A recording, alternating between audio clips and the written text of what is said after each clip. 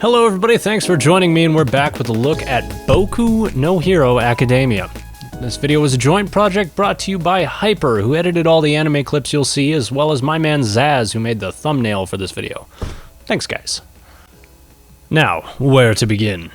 Shonen anime aren't really my cup of tea. Most of them, anyways, but I think personal preferences when it comes to anime really have to do with how you started watching anime. And this is really reinforced when I watch other critical commentaries on shonens, and when I ask people why they like the shonen genre. The reason is usually along the lines of, I started watching anime when I was a kid, and Dragon Ball, Naruto, or One Piece was the first show that I watched when it was on TV. And there's absolutely nothing wrong with that sentiment. Having that experience lets you go back and watch a shonen 10 years later and be taken back to that time in your life. But my experience was much different. I didn't start watching anime until I was well out of high school. My only impression of anime at that point were those chuny motherfuckers running around school with the Naruto headbands. It definitely left a bad taste in my mouth.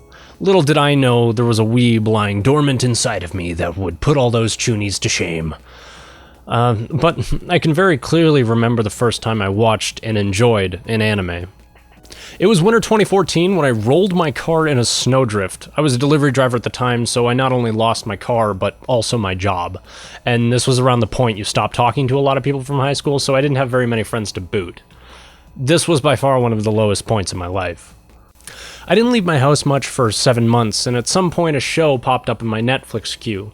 The show was Soul Eater, and it was unlike anything I had ever seen. I found the creepy tones of the show to be strangely comforting, and the bubbly characters contrasting starkly with the atmosphere and the subject matter. It blew my fucking mind.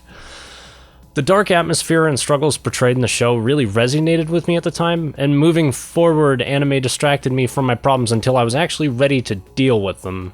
And for that, I'm actually kind of grateful. I realize in hindsight that Soul Eater is a shonen, and it isn't far off from the likes of Naruto. But with the shows being so similar in genre, it wasn't until recently that I understood why I like shows like Soul Eater and Boku no Hero Academia, and why I dislike shows like Naruto, One Piece, and Dragon Ball.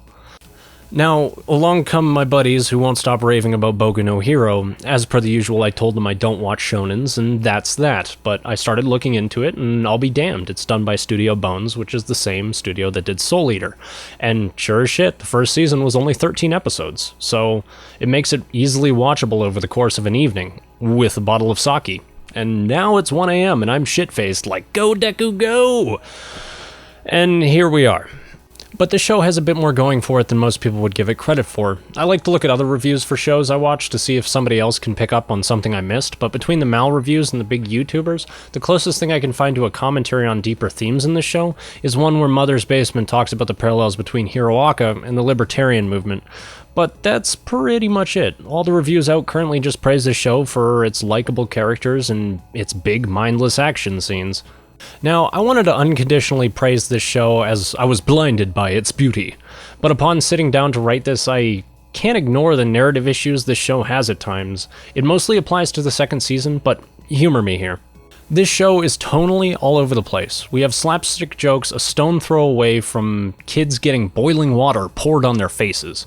It jumps around between serious to funny to the point of being schizophrenic, which can make sense if I think about the core demographic this show has, and younger audiences can get bored pretty easy, so these tonal shifts are akin to narrative Ritalin. At a certain point, I'm reminded of the Avengers movies, where every character is trying to outdo one another with quippy one-liners, but everything is also always super serious, but only when the plot calls for it. More than anything, I like tonal consistency, so this aspect of the show's writing really takes me out of it. And the more I think about it, the more I feel that we really could have done without a tournament arc that's taken up the bulk of Season 2. I mean, it's not bad. It does its job as a tournament arc. And there are some cool moments. I mean, I found it strangely satisfying when Best Girl Uraraka had her dreams crushed. I know that wasn't the emotion I was supposed to feel, but it was good, nonetheless. But like, holy shit, does every battle shonen on the planet need a tournament arc? Like I said, it does its job, as a tourney arc does, but it drags the overarching narrative to a halt. In the last 12 episodes, I count 4 moments that have progressed the plot outside of the tournament arc. That includes important character development and a relevant character death. My overall opinion of the show is really brought down by this, but once the story picks up to the pace again, similar to what it had in Season 1, I'm sure this problem will be remedied. Now, back to what I was saying before, I think this show has a huge potential for bringing up some deeper themes and comparisons. I think it's cool that it draws heavily from Western comics, and the universe and powers remind me a lot of X-Men. Just at a glance, we have a percentage of the population born with mutations that give them abnormal abilities ranging from the utterly useless to the holy shit this guy could destroy a city. But whereas the mutants in X-Men were only a small percentage of the population, Hiroaka puts that number up at 80. So now, a theme that Hiroaka hasn't taken full advantage of is the potential for social discrimination in a world where 80% of people are born with abilities that give them an unfair advantage over the normal population. We see this a little at the beginning when Deku is bullied for not having a quirk, but the show leaves us in the dust as soon as he gets one. In this regard, I don't think the setting has been fully realized. I'm willing to bet that a world like this would have some serious civil unrest, with growing tension between heroes and normies leading to full-blown rebellions, where a normal man has to fight his way to the top, defying all odds to overthrow a corrupt league of villainous elite with insane superpowers. In fact, I would love to see a story actually just based on that premise, but I can't give Hiroaka credit for something it hasn't done. Hopefully it takes time to bring that up later, and I'll just leave that idea here for any fiction writers who happen to stumble upon this video. All of that said though, this is still a great show that's a cut above most others in the same market. I enjoy shows with a bit of edge that have potential to wrap themselves up in a clean and concise manner, and Hiroaka definitely has that going for it. Despite the weird tonal shifts, it still made me laugh when I was supposed to, and I was always pumped for what was about to happen. My biggest complaints are what the show doesn't do rather than what it does, which is a problem I wish I had with a lot of other shows, but I can safely give this show a solid recommendation.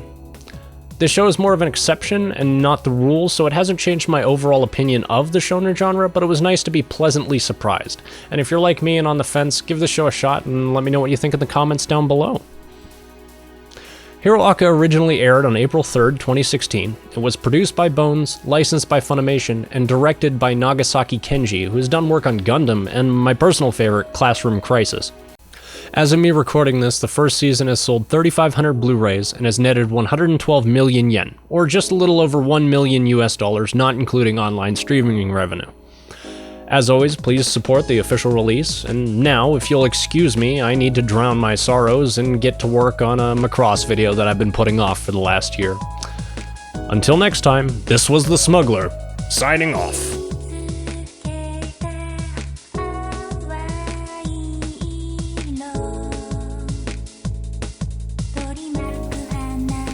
The first season has sold 3,500 Blu-rays and has netted... Man, that's a tongue twister. Why did I write that? Why did I do that?